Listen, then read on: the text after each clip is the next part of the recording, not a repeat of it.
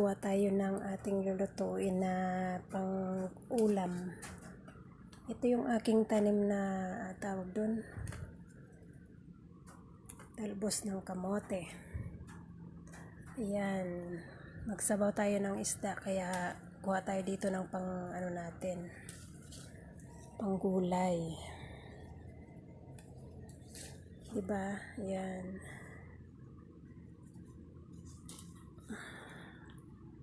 Kasi ano lang naman siya eh, hindi naman nagagamit. Tama-tama to pang halo sa isda, pang sabaw. Ayan, saan pa? Meron pa.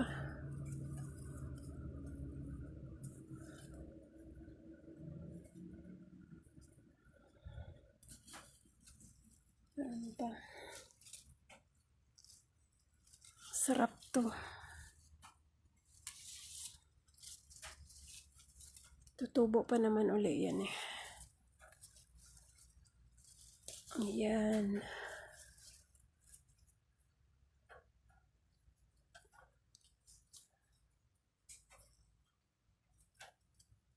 Ano pa ba?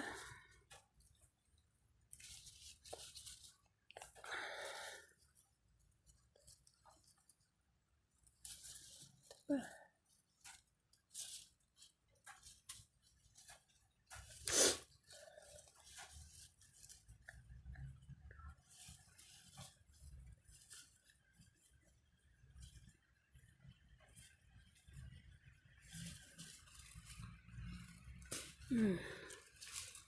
Ayan na to.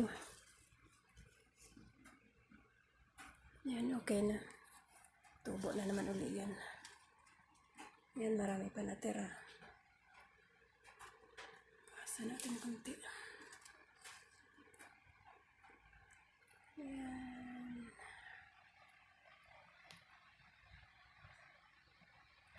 Ayan ang sitwasyon dyan sa labas. Maulan pa. Kaya aking mga pananim.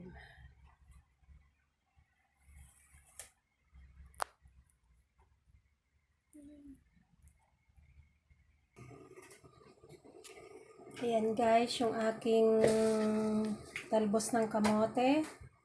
Sweet potato siya sa English.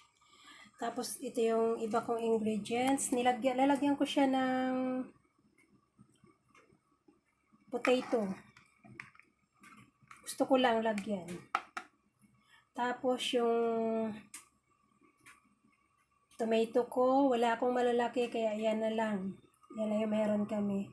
Yung aking fish. Tapos yung spring onion ko, kaya hindi na ako maglalagay ng onion. Ito na lang. Ayun, nagpapakulo na ako ng tubig.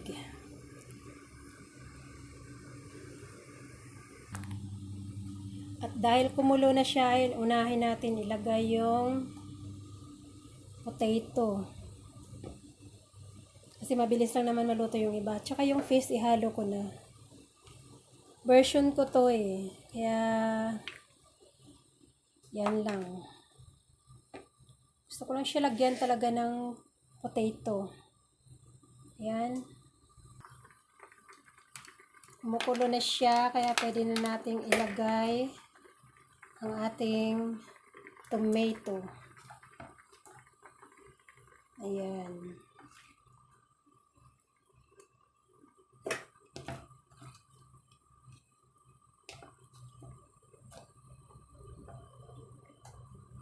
Tsaka itong ating spring onion. Kasi gusto ko yung spring onion niya. Kumalat yung kanyang bango doon sa sabaw. At dahil nakalimutan natin lagyan ng luya, ayan, pahabol ang luya. Pakulo konti, tapos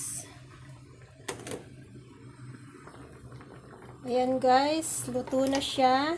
Tsaka ilalagay na natin ang ating talbos ng kamote. or kamote tops. Ayan, nagaling sa aking fresh paso.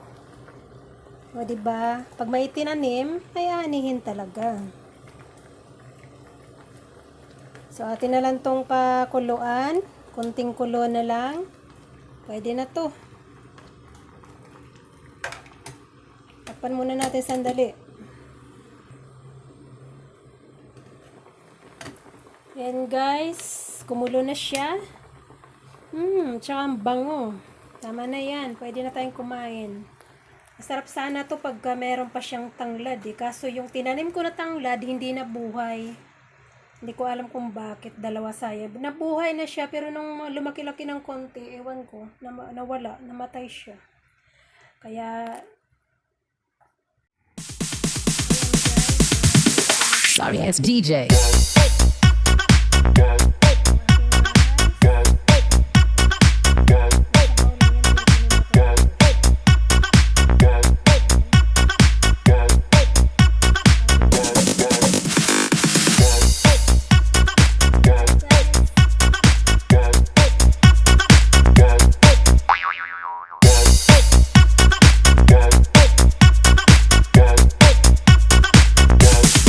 You can get some.